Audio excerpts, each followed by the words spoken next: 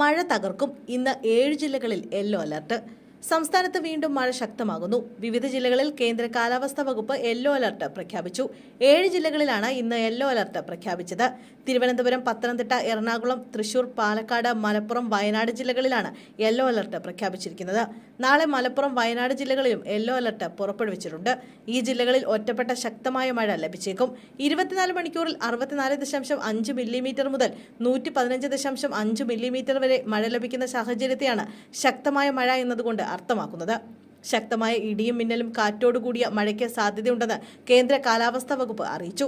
ഉച്ചയ്ക്ക് ശേഷം തുടക്കത്തിൽ കിഴക്കൻ മേഖല കേന്ദ്രീകരിച്ച് തുടങ്ങി പിന്നീട് ഇടനാട് തീരദേശങ്ങളിലേക്ക് നീങ്ങാൻ സാധ്യതയുണ്ടെന്നും ഇടിമിന്നലിന് സാധ്യതയുള്ളതിനാൽ ജാഗ്രത പാലിക്കണമെന്നും കാലാവസ്ഥാ വകുപ്പ് അറിയിച്ചു.